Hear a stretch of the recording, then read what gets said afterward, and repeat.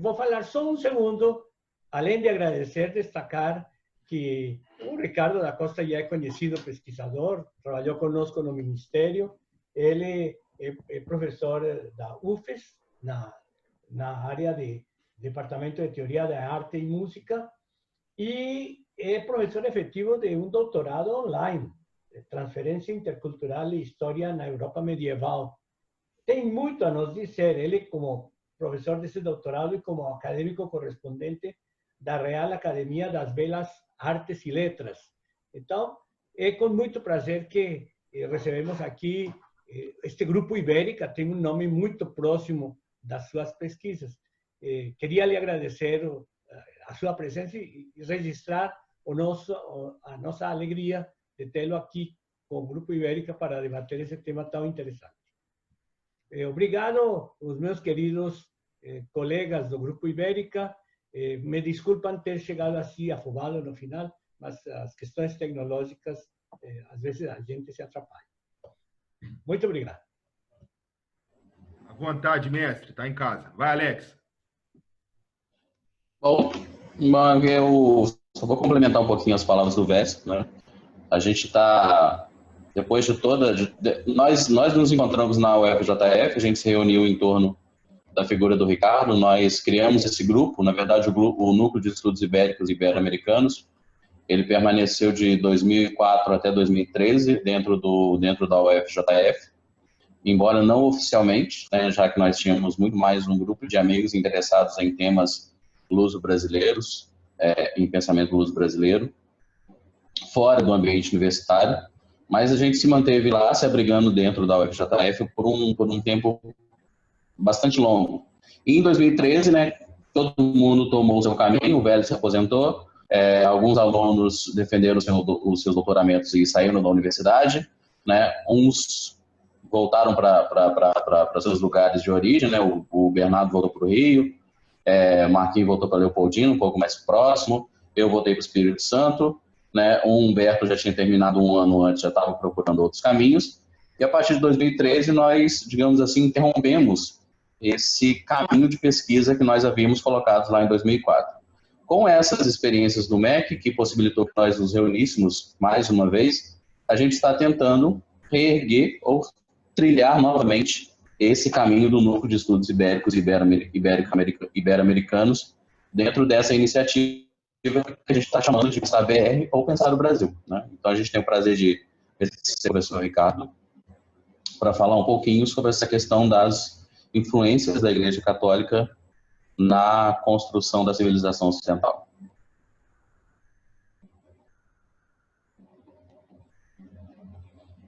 Professor Ricardo, Luiz, à vontade. Prazer estar com o senhor aqui. Palavra do senhor. Muito obrigado ao convite. Agradeço muito ao professor Vélez, com quem tive o prazer de trabalhar durante um curto espaço de tempo, infelizmente, porque o meu processo de sessão demorou 3 meses para se concretizar, mas é um prazer nós retornarmos o contato e agora com o conhecimento que eu estou tendo desse grupo Ibérica. Os meus estudos, de fato, versam na área de história, na minha formação em história medieval ibérica. No doutorado eu estudei e trabalhei com um filósofo ibérico chamado Ramon Llull, que é um dos criadores da língua do catalão e um filósofo muito importante na transição do pensamento medieval para o moderno e também muito importante no que hoje é chamado pela Igreja de diálogo interreligioso, embora de fato ele não fosse um defensor exatamente do mesmo diálogo que nós presenciamos hoje na contemporaneidade. Então, assim, eu me sinto muito à vontade aqui com vocês, porque estaremos tratando... Claro, a proposta inicial foi a herança, o tema, né? A herança cultural da Idade Média. E eu preparei um pequeno estudo de caso sobre um dos aspectos que o Ocidente medieval legou à posteridade, particularmente ao Ocidente mundial, que foi o da importância da Igreja Católica e das suas principais contribuições à história da cultura. Pois muito bem, de um modo geral, Vou começar então pelos aspectos mais gerais, tá? Nós vivemos muitas heranças medievais na contemporaneidade, mesmo que nós não tenhamos consciência disso. Então, muito mais do que heranças materiais visíveis, como, por exemplo, catedrais medievais, como, por exemplo, o traço urbano de muitas cidades europeias que tiveram sua origem na Idade Média, muito mais do que isso. Castelos também, né? Na Península Ibérica há uma abundância muito grande de castelos ainda preservados, castelos construídos na segunda metade da Idade Média, porque nós sabemos que até mais ou menos o século XII, XIII, início do XIII, em sua maior parte, não havia castelos de pedra, e sim fortificações, paliçadas, construções de madeira que não sobreviveram.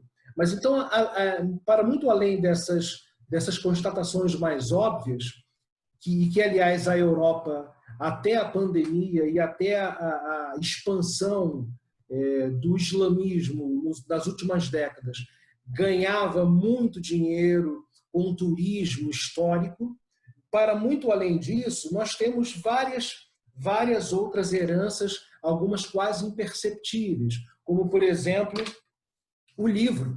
Eu estou aqui com um exemplar do meu último livro, o meu 25º, a Visões da Idade Média, da editora Armada, ainda está à venda. Infelizmente, por causa dessa confusão Brasília e depois de pandemia, eu não consegui fazer um lançamento digno em São Paulo, mas ainda vamos ter, se Deus quiser. Então, os livros, nós sabemos que no mundo antigo, no mundo tanto grego quanto romano, o mundo greco-romano de uma maneira geral, as pessoas escreviam ou em papiros ou em tabuinhas de cera, né? Então era de difícil manuseio e de difícil preservação também.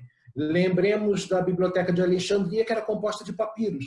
Então era necessário um espaço enorme para você guardar os papiros. E vejam, o manuseio do papiro, o papiro é um material delicado.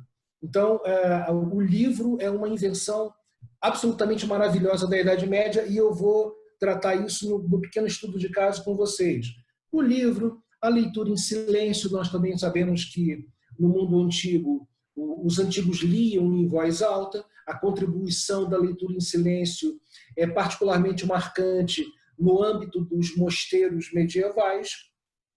As escolas, o sistema escolar, da Igreja Católica a ideia de uma educação universal. É claro que inicialmente o Ocidente começou com escolas monásticas, escolas destinadas aos monges, aos clérigos, mas isso foi se ampliando, de modo que já no século XIII, com uma rede escolar internacional, nós vemos surgir as primeiras universidades. Veja, a universidade é uma invenção absolutamente maravilhosa da Idade Média. Os processos jurídicos, antes da existência, da criação do Tribunal do Santo Ofício, os processos jurídicos eram, na história do direito, nós chamamos de processos bárbaros, ou leis bárbaras, ou justiça bárbara. Então, por exemplo, ordalhos, duelos e tal, em que prevalecia a chamada prova irracional. E com a criação dos tribunais eclesiásticos, e notadamente do Tribunal do Santo Ofício, cria-se então os testemunhos registrados, as provas, etc. Então, processos jurídicos. As calças. Também sabemos que no mundo antigo os homens se vestiam com togas, com túnicas. A calça é uma invenção bárbara medieval. Acho até um certo absurdo nós aqui na América Latina termos que usarmos calças jeans, né?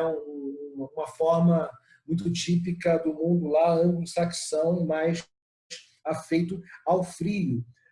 Os óculos, Roger Bacon é um dos primeiros a trabalhar com a ótica, já também no final da Idade Média. O consumo habitual de carnes, as carnes, na história da alimentação, isso também é um acréscimo muito importante, não fazia parte da dieta comum do greco-romano, do mundo mediterrâneo da antiguidade, a própria cerveja, que já existia desde o Egito Antigo, mas não com as características que ganharam muito peso durante a Idade Média e também, mais uma vez, graças ao mundo monástico.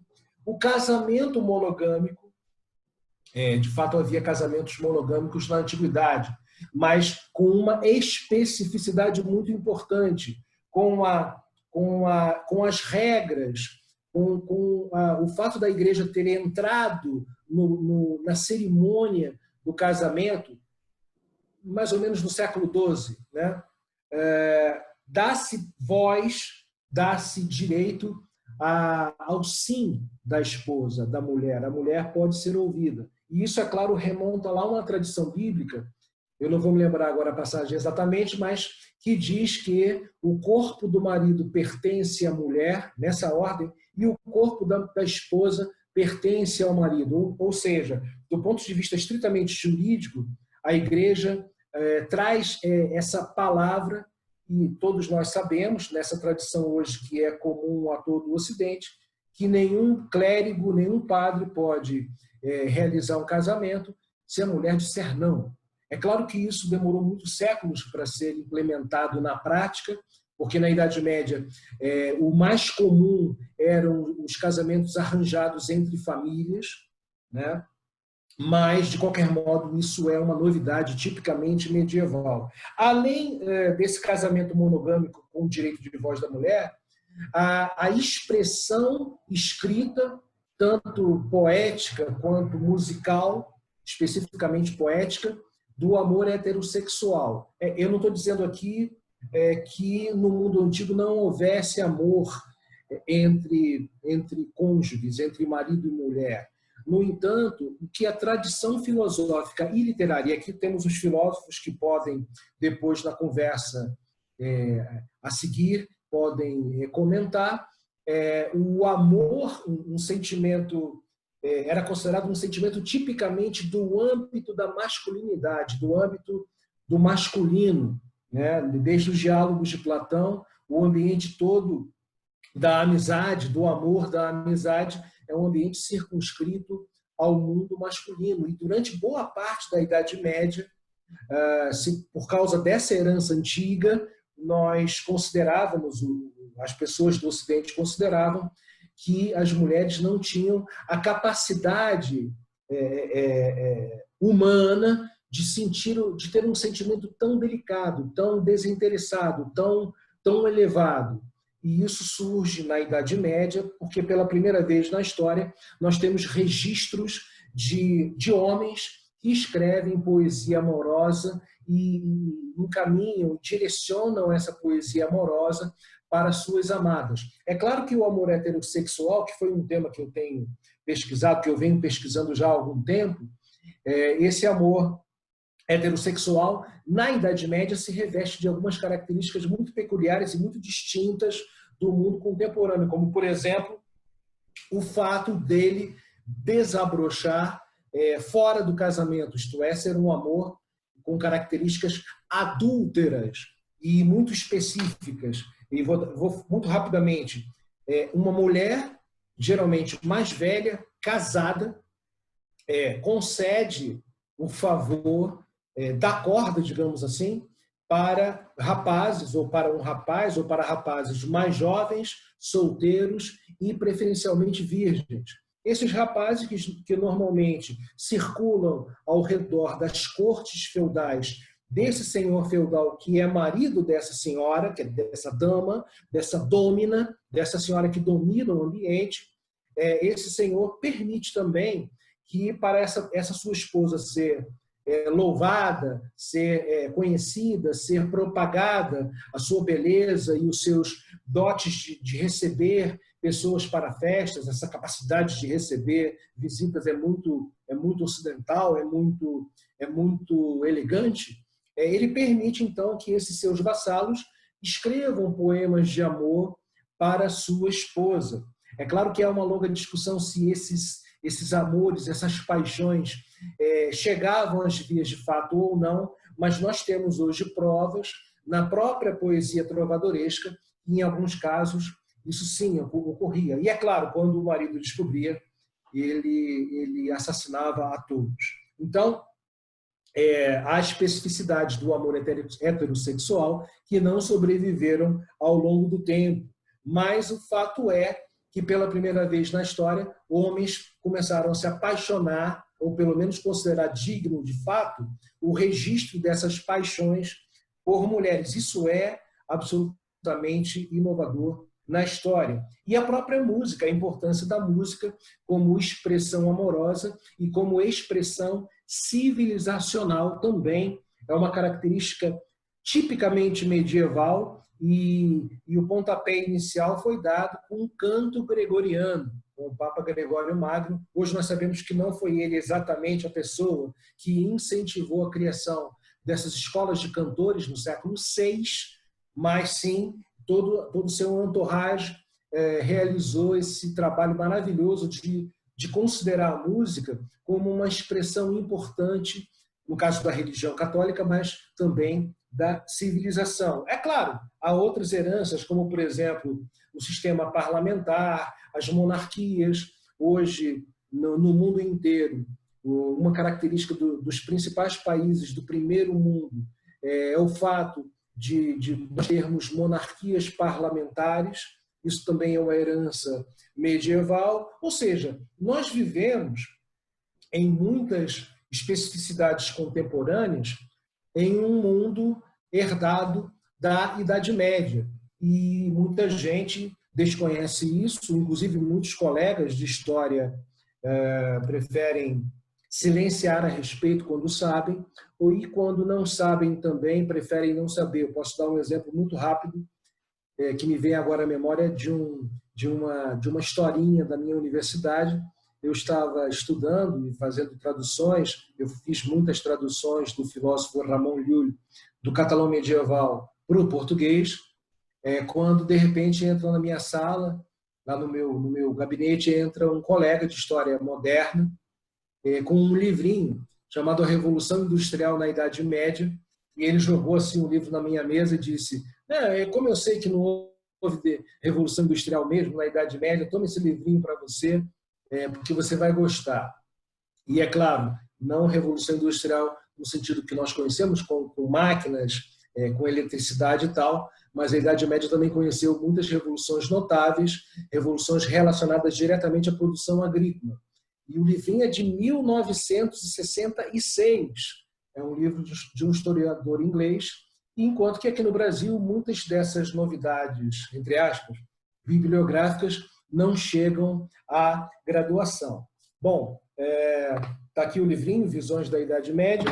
Eu queria indicar duas obras que eu estou me deleitando, que acabaram de ser... Essa aqui acabou de sair no Brasil, O Legado de Roma, Iluminando a Idade das Trevas. Que coisa curiosa, ainda persiste na tradição inglesa essa noção de Idade das Trevas, mas com uma especificidade. Não é porque essa idade tenha sido uma idade de ignorância, e sim porque nesse período de 400 ao ano 1000, de um modo geral, a documentação escrita ficou mais rarefeita, ficou mais escassa. E por isso, essas aparentes trevas que os historiadores se debruçam. É um excelente manual, o historiador Chris Wickham, de Oxford, marxista. Então, obviamente, você encontra muitos preconceitos com autores eclesiásticos, muito explícitos. Eu terminei aqui o capítulo 2, ele chega a falar que Gregório de Tours, o bispo, que nós só conhecemos a história dos francos graças a ele. Professor Ricardo, desculpa, só um minutinho, só para dar uma balizada ao senhor. Temos 5 minutos finais, mas eu indico 4, porque o último minuto no Zoom, o áudio fica muito ruim.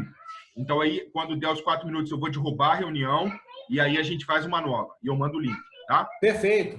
Perfeito. Acabou que eu nem apresentei esse conteúdo, esse estudo de caso. E a outra obra é essa coleção em 4 volumes, Idade Média, a última coleção organizada por Umberto Eco, com a historiografia italiana de altíssimo nível. São 4 volumes. A historiografia italiana é considerada nas últimas décadas a melhor do mundo, inclusive melhor que a norte-americana. Infelizmente, essa coleção não foi publicada no Brasil. A edição é portuguesa. Então, eu termino essa primeira parte sem apresentar lá o estudo de caso sobre as heranças da Igreja Católica, de modo mais específico, para nós retornarmos na segunda parte. As cópias mais antigas, os manuscritos mais antigos, pertencem ao período carolíngio, entre os séculos 8 e 9. Eu sempre tenho essa preocupação de, por exemplo, comprei a Retórica de Aristóteles, edição portuguesa, fui lá ver edições manuscritas, né? As tradições manuscritas. Pimba, Batata, século 9, é a cópia mais antiga da Retórica. Então, graças a esses monges copistas, nós temos toda a tradição antiga preservada. Textos filosóficos, textos de história, textos geográficos, textos eróticos, tudo passou pelas mãos dos copistas medievais. Eu esqueci de falar na primeira parte. A própria ideia de biblioteca pública, embora nós tenhamos no mundo antigo, aqui e ali, exemplos, bons exemplos, como citei da Biblioteca de Alexandria, mas a noção disseminada de que existem bibliotecas nas determinados lugares em que a pessoa pode fazer sua consulta é também tipicamente medieval, e um dos seus criadores foi o monge Cassiodoro. Já falei do estudo em silêncio, já falei das cópias dos manuscritos antigos, o papel, a importância do papel, a caligrafia. A caligrafia, a minúscula carolíngia, é também uma herança maravilhosa do mundo antigo, do mundo medieval, porque na antiguidade as palavras, eu fiz 3 cursos de paleografia, né? Me surpreendi muito com isso, em Freiburg, em Breisgau, na Alemanha. Na antiguidade, as palavras eram todas coladas. E o leitor que fazia a distinção mentalmente de uma palavra para outra. Isso exigia uma concentração absurda por uma coisa absolutamente formal. E as letras eram enormes, ocupavam muito espaço. E com os monges medievais, especificamente com a cultura a partir do período carolíngio, os monges inventam essa caligrafia que nós escrevemos, né? Inclusive não tiramos a caneta do papel para nós aproveitarmos a extensão da tinta. Então criam a minúscula carolíngia, que é hoje, mutatis mutandis, as mesmas letras que nós hoje lemos. O amor pelo estudo. Isso aqui são os pontos dessa pequena apresentação. As escolas, e eu trouxe um último exemplo com o Hugo de São Vítor e a criação das universidades. Aqui uma, entre aspas, biblioteca medieval, uma iluminura do século VIII, a cópia mais antiga da Vulgata. Está lá um religioso, um santo, ele está com a aura de santo, escrevendo. É uma prática muito comum do nosso período. E, é claro, nossos colegas todos aqui do Grupo Ibérica, professores, a aula magna é também uma invenção medieval, o professor lendo. Isso no Brasil não é muito comum, né? O professor faz a leitura de um livro e comenta essa leitura. Soube que, pelo menos na França, o normal hoje, nessas aulas magnas, o professor chega, abre lá o livro, o documento, o manuscrito, lê, comenta, fecha, vai embora e não abre espaço para perguntas. Essa é a forma antiga, forma tradicional, né? Mas aqui é uma iluminura de uma sala de aula. Depois, outra sala de aula, sempre religiosos, né? Tonsurados. Na Idade Média, letrado é sinônimo de religioso, né?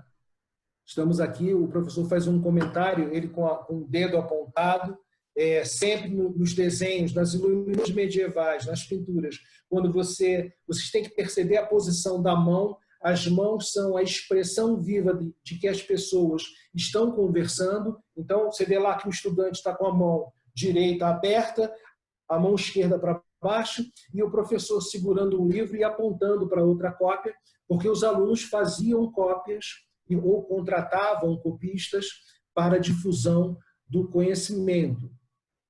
Hugo de São Vítor está aqui ensinando também o mesmo método, né? A cátedra e os alunos, aqui no caso o ambiente monástico.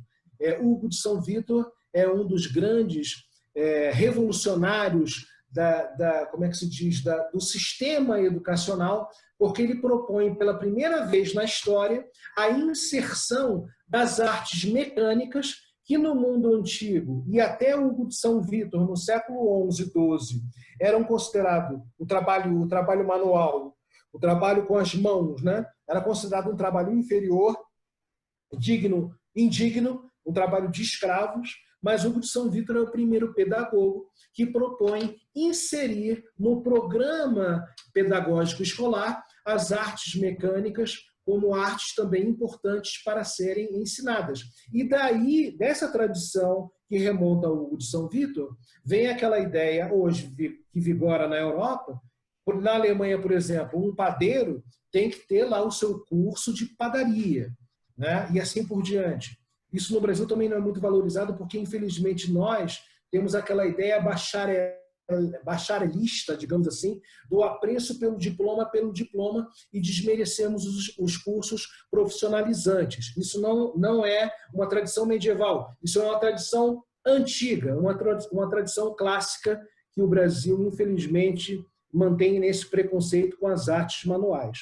O Hugo de São Vítor, então, tem uns trechinhos depois que as pessoas podem ler, ele propõe a leitura desinteressada, o amor ao conhecimento e que nenhuma ciência pode ser desconsiderada. Vejam lá, número 1, não reputar de pouco valor nenhuma ciência e nenhum escrito. Número 2, não ter vergonha de aprender de qualquer um, até um simples, porteiro, um lixeiro, seja lá o que for, qual profissão, todos têm algo a aprender se você tiver o coração e a mente abertas para receber essa experiência de vida. E número 3, não desprezar os outros depois de ter alcançado o saber, que também é uma proposta existencial magnífica e pouquíssimo levada em conta no nosso círculo acadêmico.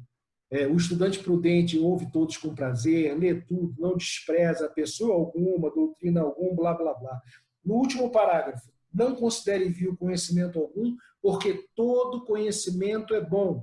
E para os filósofos, nós sabemos que muitas ideias de Santo Tomás ele retira de filósofos árabes, de filósofos judeus. Então, é essa ideia de que o importante é você conhecer e retirar o que você considera válido daquela determinada corrente que, em totum, você pode não concordar com toda ela, mas alguma coisa lá há de ser útil para você matizar as suas posições. Eu quero terminar.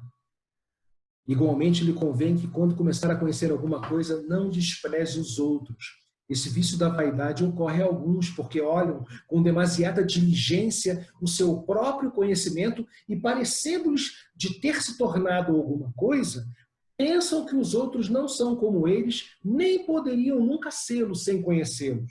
Por isso, agora, século XII, ferve o fato de que alguns charlatães, gloriando-se não sei de quê, acusam professores mais velhos de ingenuidade.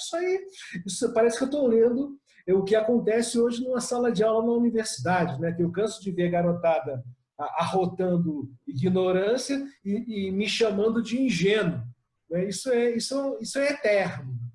Achando que a sabedoria nasceu com eles e morrerá com eles. Não é meu conselho imitar esse tipo de pessoas. O bom estudante deve ser humilde e manso, afastado totalmente das preocupações vãs. Fuja dos autores de doutrinas perversas como o do veneno. Aprenda a refletir longamente sobre alguma coisa antes de julgá-la. Antes de julgá-la. Não queira aparecer douto, mas sê-lo. Ame os ensinamentos aprendidos dos sábios e procure tê-los sempre diante dos olhos como espelho do seu próprio rosto. Essa é a essência da educação medieval, da educação herdada da antiguidade e polida dos seus preconceitos e que o Ocidente aprendeu, pelo menos até a virada do século XIX para o XX, quando então começamos a presenciar as desconstruções das tradições ocidentais. Mas ainda vivemos, em boa parte, sob muita muitos escombros da tradição medieval viva ainda entre nós, professores universitários, professores de escolas de primeiro, segundo e terceiro graus, no sistema educacional, inclusive latino-americano brasileiro. Para terminar, as universidades. Aqui é mais uma aula magna, estão vendo ali o professor na cátedra e os outros estão discutindo os conteúdos. E aqui, como é que nós podemos chamar de Idade das Trevas um período que funda essas universidades? Aqui, século XII, Oxford, Cambridge, Paris, olha quantas. E a maioria ao redor ali da Itália, da atual Itália, né? De Vicenza até Salerno. A maior parte das universidades era patrocinada e estimulada pela Igreja Católica. Ao passo, aqui são os anos de criação dessas faculdades. A primeira, Bolonha, o estudo do direito, né? E a última, Perugia, Itália. Olha quantos. Direito, teologia, medicina, artes. Né? Aqui, já no século XIV, se não me engano, essa enorme rede universitária, ainda, em boa parte, o núcleo se circunscreve ali no norte da Itália, entre Saboia e Milão até os Estados Papais. Então, é uma maravilha. Eu encaro como o tal armazém platônico, essa estupefação de ver quanta gente fala mal de Idade Média, inclusive colegas professores, que não estudaram nada, obviamente, e desconhecem essa riqueza cultural que a Idade Média nos legou. Aqui são as universidades, o professor Vélez conhece, obviamente, o Bolonha, Salamanca, olha que coisa linda, Salamanca. Inclusive, ali na entrada, que é renascentista, tem lá duas imagens muito interessantes, que eu gostaria de terminar com ela. No primeiro semestre, quando o aluno vai entrar, a turma, aí o mestre, antigamente era o mais velho, né? Tradicionalmente era o sênior, ele mostrava ali a escultura, duas esculturas. Uma do bom estudante, na biblioteca lendo livros, e do outro lado, o mau estudante, na taberna bebendo vinho. Então, ele costumava falar para a turma, olha, vocês têm dois caminhos aqui a seguir. Eu espero que vocês sigam o caminho das letras. É isso. Puxa, bacana, professor. Muitíssimo obrigado, muito bacana. Deixa eu só pedir ao senhor para derrubar o compartilhamento, que aí a gente consegue voltar. Eu não derrubo nada, Bernardo. Deixa eu ver aqui. Eu não sou zagueiro de futebol. Pronto. Aí, pronto. Aí, que aí a gente se vê e fica legal. A linguagem, Bernardo. A linguagem, Bernardo. Maravilha. Olha, o meu querido xará, deste uma aula realmente lembrando as coisas essenciais. Na filosofia, a gente sempre insiste muito de que a Universidade Medieval instaura o modo de expor, diríamos, academicamente, ¿no? A lectio, a questio e a disputatio, ¿no? Quer dizer, na Universidade Medieval, o mais normal era a discussão sobre os temas, ¿no? E coisa que hoje desapareceu, ¿no? Quer dizer, nas nossas universidades não é uma discussão, é um falatório que não tem nada a ver com o que se está estudando, é mais a ideologia que vem de fora que ajuda, ¿no? Mas certamente esse caráter, digamos, de contestação do conhecimento, da dúvida metódica, que já nasce na Idade Média, não é uma coisa muito importante. E eu queria destacar outro aspecto que você salientou, e no que tange à questão da política, a Idade Média é altamente inovadora, porque o modo de se fazer, diríamos, a substituição de governante no Império Romano, era mediante o assassinato do anterior. Então, César era assassinado e chegava outro. Quem que civilizou a estrutura de exercício do poder? Foram os bárbaros, através do ensino medieval. A eleição era a forma em que ocorria a nomeação dos príncipes, dos abades e das autoridades. Então, esse essa questão da eleição como prática normal de indicação de quem que deve administrar é uma coisa que tem origem na Idade Média. E, por último, o papel da mulher. O papel da mulher, a mulher sai dos fundos da casa. É uma tradição bárbara a presença ativa da mulher no meio da sociedade, não? A lei Sabina, tudo aquilo. Mas, na Idade Média, se torna praxe que a mulher ocupa espaços. A melhor expressão é a mulher estadista, como Alienor daqui tem, por exemplo. Não? Quer dizer, são mulheres que exercem o poder, mulheres que têm uma grande distinção na sua sociedade. A própria saga da heroína da França, de Jeanne d'Arc, mostra perfeitamente esse papel importante da mulher. A mulher não é um ser à parte, não é um ser segregado. Gosto muito desta temática.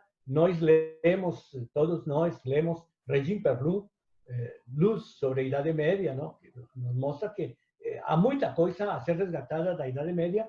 Eu acho que a tua palestra satisfez muitíssimo as nossas expectativas. Queria te dar o nosso muito obrigado e deixar espaço para os meus queridos colegas de Grupo Ibérica falarem contigo. Obrigado, professor. Professor Ricardo, eu tenho uma curiosidade aqui, que é a seguinte: o senhor tocou na poesia trovadoresca. Então, quando a gente pega as quatro, amor, amigo, escárnio e maldizer, e desde quando a gente pega o início do trovadorismo, apesar da Idade Média estar num período teocêntrico, eclesiástico, e que a gente está ali ainda com a questão do teocentrismo e da igreja já ainda tratando de forma muito, muito centrada com toda a população, mas eu queria ouvir um pouquinho do senhor essa vanguarda da questão das poesias trovadorescas, porque apesar de estarmos na Idade Média, as quatro não tratam sobre Deus. E elas já nos remetem para um pensamento que vai nos jogar no Renascimento. Eu queria ouvir um pouquinho isso do senhor, desse vanguardismo da poesia trovadoresca, ou do trovadorismo em geral, para se catapultar da saída da Média para o início do Renascimento. Bom, em primeiro lugar, Bernardo, é uma ilusão pensar, apesar de todo o senso comum, é uma ilusão pensar que no período medieval a igreja de fato tivesse a hegemonia de alguma coisa. É muito mais prudente nós pensarmos essa questão do poder em termos de personalismo, em termos de atuação pessoal. Então, você vai encontrar papas muito influentes, papas de fato que exerciam um poder efetivo, e papas absolutamente fracos e que não eram ouvidos nem na própria estrutura eclesiástica. A difusão do cristianismo foi muito lenta, especialmente nas áreas rurais, e nós sabemos que na Idade Média, em toda a Idade Média, os historiadores calculam que entre 80% e 90%, 70%, 95% das sociedades era composta de camponeses. E no mundo rural camponês, a evangelização, digamos assim, foi muito lenta. Bom, dito isso, é claro, a poesia trovadoresca, nos quatro aspectos que você falou... Não, professor, desculpa, eu não ouvi. Muito o quê? A evangelização dos camponeses foi muito o quê? Desculpa, eu não ouvi. Muito... Foi muito lenta. Lenta, tá, beleza. Cheia de avanços e recuos, né? E cheia de persistências dos paganismos em diferentes regiões. Há um exemplo, por exemplo, de um bispo de Canterbury, que comenta numa crônica no século X que ele recebia fiéis para a missa, mas ao mesmo tempo em frente à catedral ali havia um tótem com um grande pênis em homenagem a um deus pagão, e as mulheres camponesas iriam levar oferendas pedindo fertilidade para os seus maridos, isso em pleno final do século X. Então, assim, é um erro. É claro, a igreja é a instituição, né, que conseguiu resistir a toda a crise da antiguidade para a Idade Média. Mas é um erro você...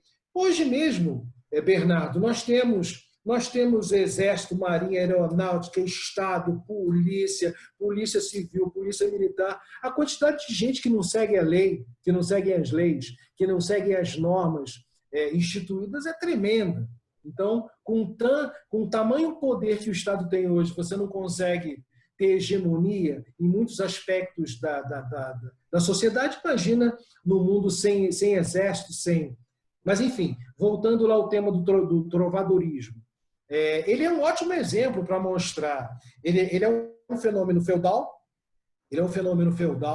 Guilherme da Aquitânia, que é considerado o primeiro trovador que trouxe, é uma teoria que trouxe das cruzadas essa ideia de elevação da mulher, de poetização da mulher.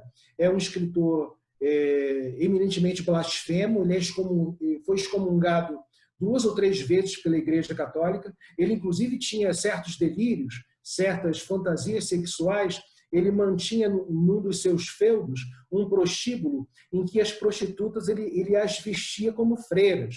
Ele tinha essa loucura de ter um prostíbulo com mulheres fantasiadas de freiras. Então, ele é excomungado várias vezes, ele não está nem aí, é um senhor feudal poderoso, se não me engano, na genealogia ele é o avô da Eleonor da Aquitânia, que o professor Vélez citou, mas tem que conferir isso, a genealogia certa. Mas seja como for, ele escreve poemas eróticos. A primeira homenagem à Troyes da história está narrada ali num poema do Guilherme da Aquitânia, que, aliás, vários eu traduzi, porque o provençal antigo, que na verdade é o medieval, mas na literatura, na filologia, costuma-se dizer que é antigo, que é medieval. Então, o provençal antigo é muito similar ao catalão antigo. Então, com a ajuda de dicionários, eu consegui traduzir alguns dos poemas do Guilherme da Aquitânia, estão disponíveis lá no meu site. E em um deles, ele conta uma semana de orgia com 2 irmãs. Então, assim, é um exemplo vivo de que havia muitas áreas em que a mentalidade religiosa, para dizer assim de uma maneira mais geral, ela não exercia influência. Tá certo. É interessante isso, a presença do amor cortês. O amor cortês certamente é um alongamento dos trovadores medievais, não? Bem na trilha dessa tradição. Eu queria lembrar um aspecto que sempre destaquei nas aulas de filosofia política, e uma ideia que está presente, muito presente em autores modernos como John Locke, a ideia de controle moral ao poder.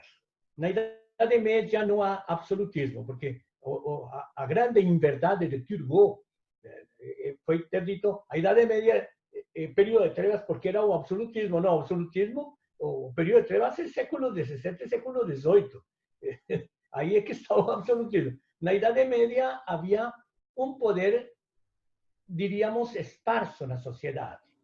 Georges Dorf, que era professor da Universidade de Estrasburgo, um grande estudioso da Idade Média do ponto de vista filosófico, Georges Dorf diz que a Idade Média tem 3 instâncias de poder. Não é o poder concentrado numa única mão.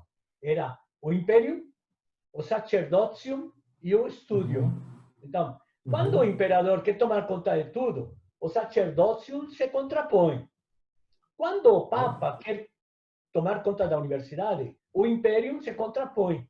Não? E quando querem silenciar os professores, o studium se revolta contra essas outras 2 instâncias. Então, é uma tripartição de poderes, a bem da verdade. O império, o sacerdócio e o studium. Então, não se pode dizer que é poder absoluto. Sim, não, professor, 2 pequenos acréscimos. O rei medieval, na terminologia política da época, é um primus inter pares. Né? Ele é um igual e ele tem a diferença dele ser rei é porque ele tem a primazia do privilégio de ser rei. Mas, em muitos casos, os reis medievais são muito mais... Condes são muito mais poderosos militarmente que reis, que imperadores do Sacro Império. Né? Isso é o primeiro acréscimo que eu queria te dar. O segundo, o senhor falou sobre quando havia o desejo de se miscuir nos poderes das universidades, outros poderes reagiam, mas nem precisa sair do âmbito universitário. Aquela própria proibição de 1277, ela não foi seguida na prática. Não foi seguida na prática, porque uma coisa do nosso gênero humano é só você baixar uma proibição que vai todo mundo fazer o contrário do que mandaram. Então, lá na proibição do século XIII, a Igreja determina que os estudantes de Paris não leiam Aristóteles. Ora, eles foram correr, eles foram atrás.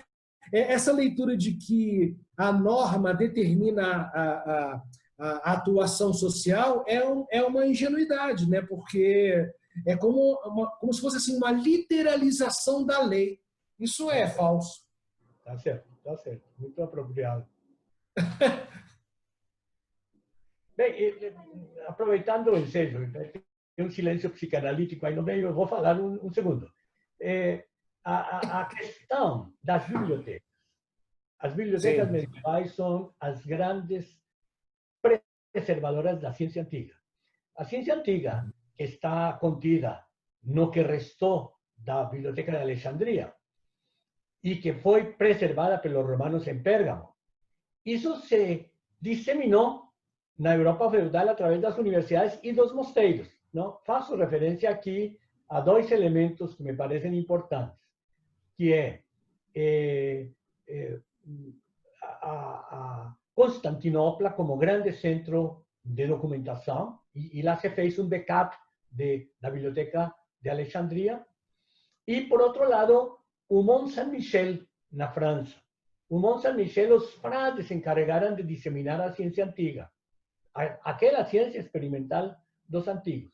Não é à toa que ali onde se preservou mais esse saber nas bibliotecas monásticas, emerge a ciência moderna na Itália de Galileu. Então, na Itália de Galileu, emerge a ciência moderna como retomada da ciência antiga, lida pelos tradutores das obras da ciência antiga que foram traduzidas do árabe, que foram traduzidas do grego para o árabe, para o castelhano ou para as línguas romãs e para o latim. Então, houve uma mediação das bibliotecas medievais muito importante no surgimento da ciência antiga, da ciência moderna. Os medievais cometeram um pecado, os eruditos medievais, nessa questão da transmissão do conhecimento. Eles tinham excessivo respeito pelos antigos. Eu não preciso nem ir muito longe quando Tomás de Aquino cita Aristóteles como o filósofo, não é nem esse o caso. Mas, de um modo geral, por exemplo, na medicina,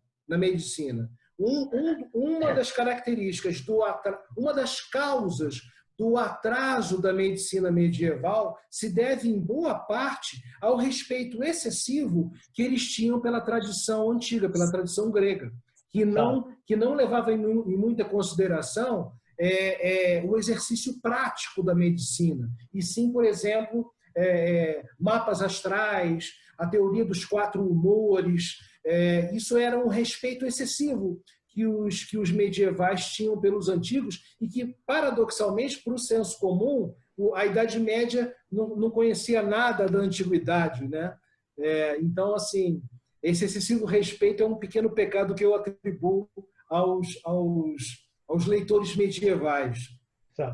Complementação aqui, o professor Velho estava dizendo, uma coisa que eu acho interessante é digamos assim, as linhas de força, os conflitos que existem, e a emergência de uma ciência que depois vai ser mais empiricista, mais moderna, digamos assim, entre os ingleses, né? Entre os franciscanos ingleses.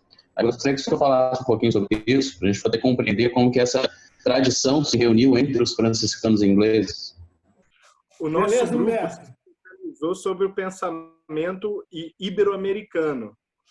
Tudo ótimo, é uma honra estar falando com você, até porque você é um especialista em filosofia e história, arte, pensamento, né, no espírito medieval, com esse destaque também para a Península Ibérica, que é o destaque do nosso grupo. embora a gente tenha sempre se concentrado em Portugal e nos reflexos da cultura portuguesa sobre a cultura brasileira, particularmente a filosofia brasileira. Então, nesse nosso trabalho, a gente tem percebido que em Portugal a cultura ela um pouco diferente das nações europeias mais ao norte ou mesmo da França. Existe uma supervalorização da Idade Média, inclusive uma quase romantização da Idade Média como período áureo, afinal, de Portugal, que foi uma nação muito bem sucedida na Reconquista, depois nas navegações ainda, no período de transição da Idade Média ali para o Renascimento. Né? Um país que também não viu o iluminismo, de certa forma, ou viu um iluminismo muito diferenciado, muito específico, e tudo isso teve um enorme impacto sobre a constituição da alma brasileira. Então, se não for fuga ao tema, por favor, queria que o senhor considerasse alguma coisa nessa direção. Talvez possa ser mais sobre a Espanha, mas... Respondo agora, então? Sim. As características do Reino de Portugal, bom, o Reino de Portugal se efetivou como um reino muito precocemente, né? E sempre em oposição a Castela, às Espanhas, né? Isso fez, somado ao fato dessa interiorização, porque Portugal é uma franja mais ou menos do tamanho do Espírito Santo, né?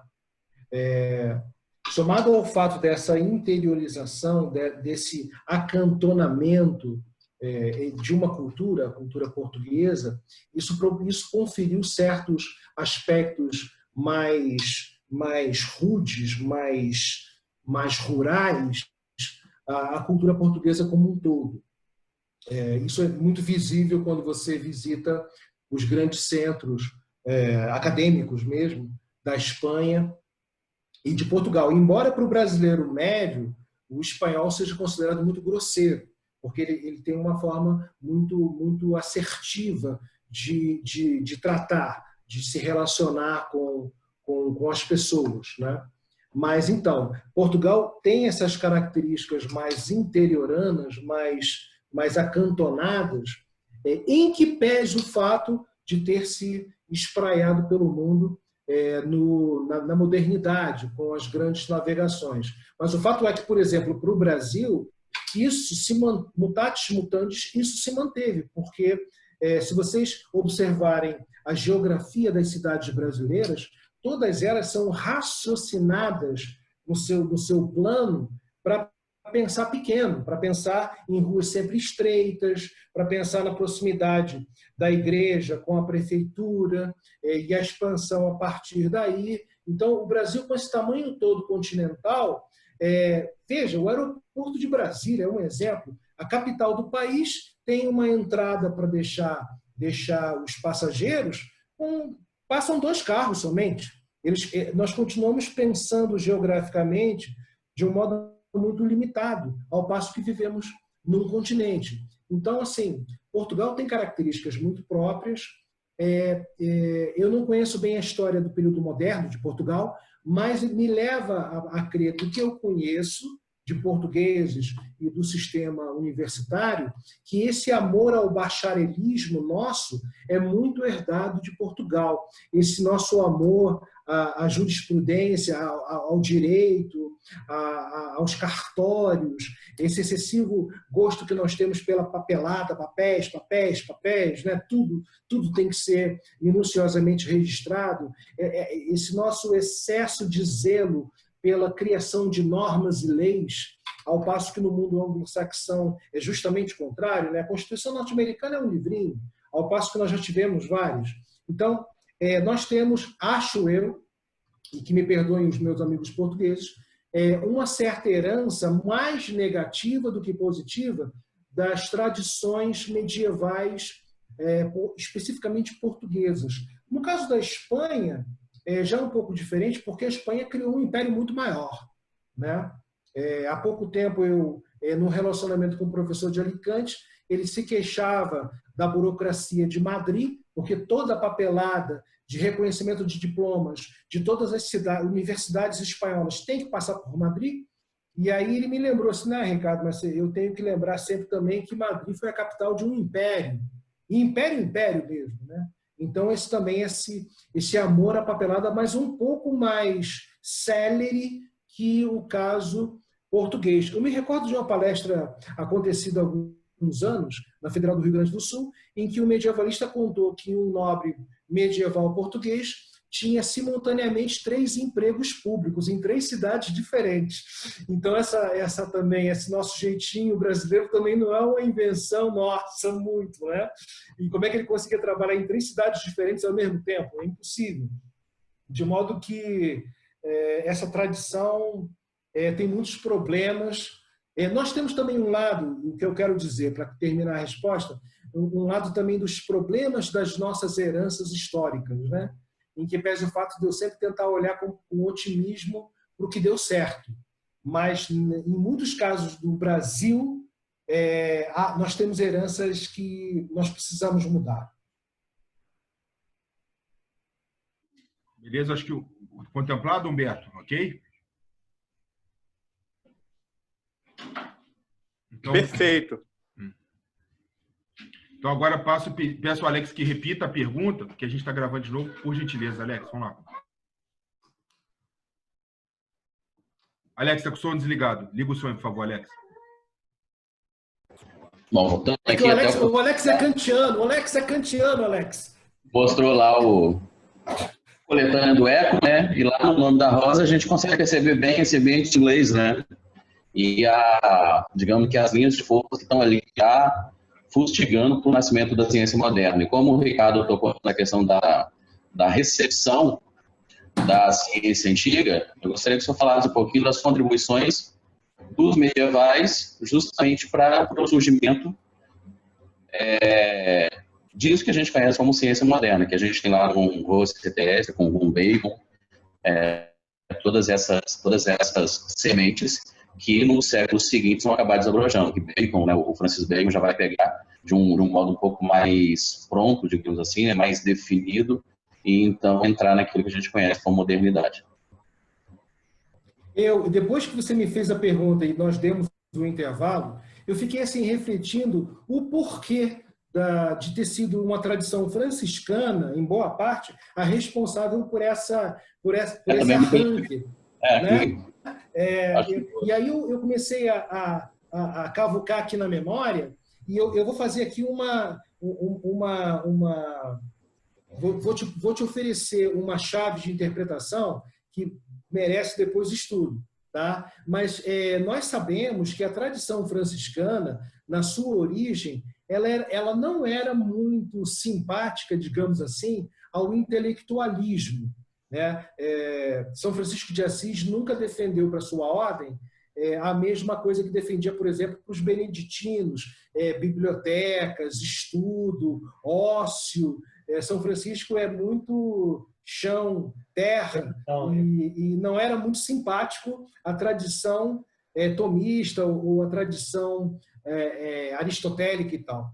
E talvez por isso, por na sua origem, o movimento franciscano ser um movimento dos pobres para os pobres e de evangelização nas cidades, da ordem mendicante, talvez por isso, pelo fato de não ter se debruçado com tanta sanha para a leitura, para o estudo, para o conhecimento dos clássicos e a leitura dos copistas, talvez por isso tenha surgido justamente essa tradição mais experimentalista com os franciscanos. Eu estou apenas fazendo aqui, estou arriscando uma hipótese, mas, de fato, os franciscanos nunca foram muito chegados ao estudo estrito sensu, não. Isso estava muito mais próximo dos dominicanos e da tradição dos professores parisienses, embora nós tenhamos também professores franciscanos em Sorbonne, né? Mas eram muito mais na tradição assim metafísica, platônica, do que no estudo sistemático aristotélico. É apenas uma ideia, tá? Possibilidade. Ok, muito obrigado. Pessoal, só queria lembrar sobre a questão assim, do horário que a gente havia proposto. O Humberto falou que já teria um compromisso por agora. Queria ver se alguém tinha mais a pergunta. O Marquinho tinha coisa a corroborar aí também para a gente poder ir finando essa Não, só para encerrar mesmo, agradecer. Debate. Então, da minha parte, é só agradecer ao professor Ricardo pela excelente palestra. E acho que o que eu tinha foi contemplado pela pergunta do Humberto, pela pergunta do Alexandre e pela colocação do Ricardo Vélez sobre a questão do poder na Idade Média, que eu acho interessantíssimo isso. Essa questão que o senhor colocou do rei ser o primo entre pares, eu acho isso fascinante. Eu acho essa questão de se achar que na Idade Média o rei tinha um poder absoluto, mas, na verdade, os barões tinham muito mais poder do que o rei, muitas vezes. A igreja tinha muito mais poder. Eu acho interessante eu demorei muito tempo, essa Marco visão. Antônio. Eu demorei muito tempo para entender essa diferença do primus inter pares, ou seja, é um diferente entre iguais.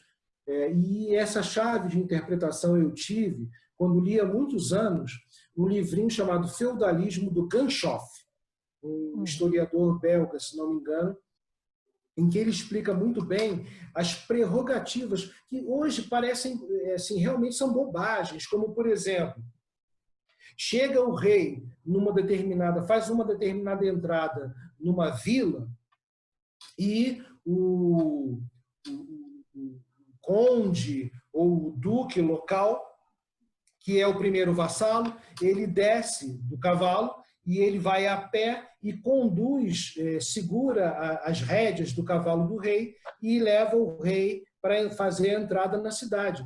Ou seja, ele tinha essas prerrogativas que hoje são bobas. Seria, assim, mal comparando, como, por exemplo, numa festa do Palácio de Buckingham, aquela divisão, quem senta do lado de quem. Quem fica mais perto da rainha, quem fica do lado do... Enfim, é uma coisa muito mais que hoje nós chamaríamos de etiqueta do que propriamente de poder, né? O poder, eu sempre lia em textos de filosofia medieval muito mais relacionados a um poder espiritual, a um poder que hoje também nós poderíamos chamar de psicológico, do que um poder efetivo de controle, de exercício de mando e tal. Também não precisa ir muito longe, né? No caso brasileiro, nós cansamos de ver, no período da ditadura militar, tinha um apanágio assim, os militares acham que os ministérios são como os quartéis. Eles dão a ordem, viram as costas e acham que a ordem vai ser obedecida.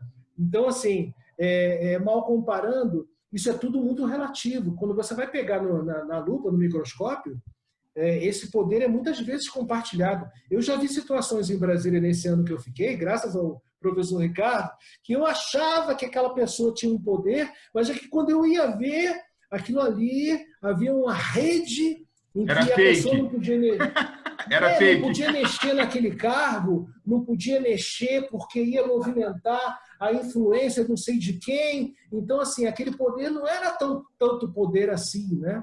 Então, eu costumo relativizar isso. Lembrar uma coisa para o meu xará, completando o que ele falou, que está expresso essa relativização do poder na Idade Média no ato de sagração do rei espanhol nos fueros aragonenses.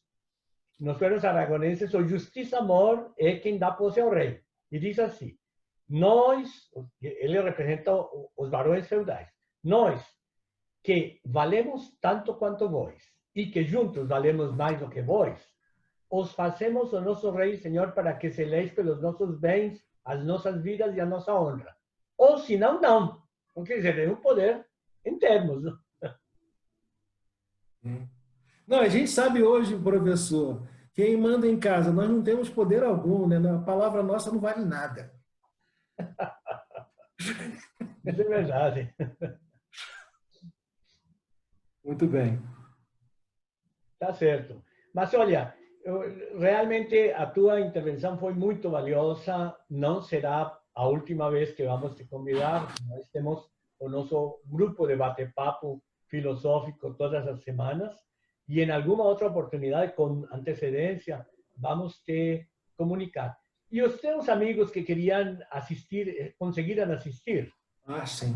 Não, está sendo gravado e eu espero que seja posteriormente divulgado, né? Ótimo. Sim, Sim, essa é a ideia, professor. Exatamente essa é a ideia. Excelente. Tá bom. Muito obrigado. Muito obrigado, gente. Bom, eu vou agradecer ao professor Ricardo da Costa, né? Ele foi o estreante nesses novos tempos, nessas novas aventuras pela tecnologia. Visões da Idade Média. Com certeza. Professor, o senhor pode, só estatinha, o senhor pode fazer a gentileza de, no chat, digitar o título do livro, por gentileza, e a editora, que aí fica registrado para a gente, isso é bacana. Ah, que beleza. Por favor. Chat. Aqui no chat, embaixo aqui, ó. O senhor clica aqui embaixo. Isso. Estou clicando aí. Dou-lhe um segundinho só, peraí. Pronto, que aí o senhor registra e a gente coloca. Pronto, ótimo, por gentileza. Visões da Idade Média. Muito bonito. Eu tenho que mandar o livro de presente para o professor Vélez, que eu estou devendo. Ah, muito obrigado. Se me manda, ficarei feliz. Mas se tenho que comprá-lo, também ficarei feliz. Não tem problema. Vou mandar de presente para o professor Vélez, que apesar do seu poupudo salário, merece ganhar um livro. Muito obrigado. Salário aposentado, mas enfim.